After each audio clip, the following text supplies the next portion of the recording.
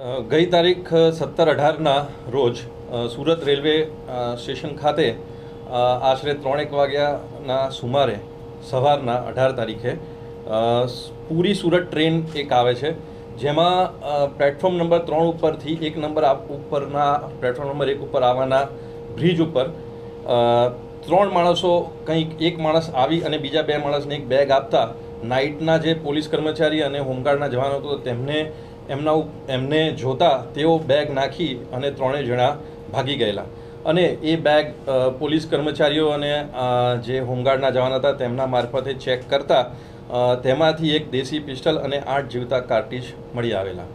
જે ગુનો જે તે વખતે અનડિટેક્ટ રહેવા પામેલો અને તે અનુસંધાને જે એલસીબી વડોદરા રેલવેના પીઆઈ શ્રીની એક ટીમ અને સુરત રેલવે પોસ્ટના પીઆઈની જોઈન્ટ ટીમો બનાવી અને એ દિશામાં આગળ વધુ તપાસ શરૂ કરેલી અને આજરોજ તે ગુનો ડિટેક્ટ થવા પામેલ છે.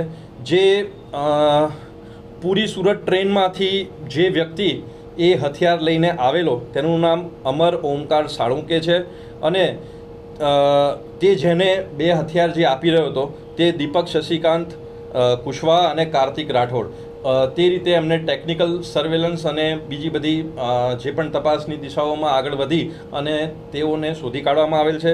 જે આ અમર સાળુંકે છે એ અગાઉ 28 જેવા ખૂન, લૂંટ, ધાડ, ચોરી અને પોલીસ જાપ્તામાંથી નાસી જવાના ગુનામાં પણ તે પકડાયેલો છે અને દીપક જે છે તેણે ખૂન, ધાડ, રાયોટિંગના અલગ અલગ 5 ગુનાઓ કરેલા છે અને જે ત્રીજો કાર્તિક રાઠોડ હતો તેણે એક ગુનો હમણાં 2024માં 323-325 મુજબનો કરેલ છે.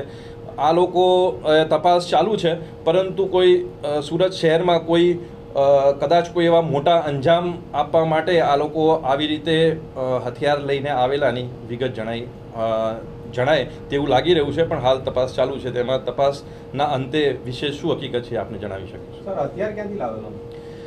હાલ તો એ પુરીમાંથી લઈને એટલે ઓરિસ્સાથી લઈને આવેલાની બેઝિક હકીકત છે અને તે હજુ હાલ તપાસ ચાલુ છે. હમણાં જ અટક કરવામાં આવે છે અને એ પ્રાથમિક પૂછપરછ ચાલુ છે.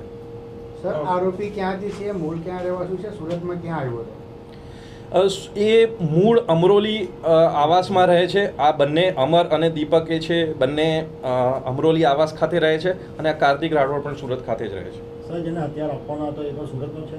આ બંને જે અમર સાળુંકે છે એ પૂરીથી આવ્યો હતો અને ટ્રેનમાં ઉતરી અને એ આ બંને દીપક અને કાર્તિકને જ હથિયાર આપી રહ્યો હતો. જ્યારે બેગ એક્સચેન્જ ચાલતી હતી ત્યારે પોલીસની એલર્ટને જોઈ અને એ લોકો બેગ મૂકી અને ભાગી ગયા.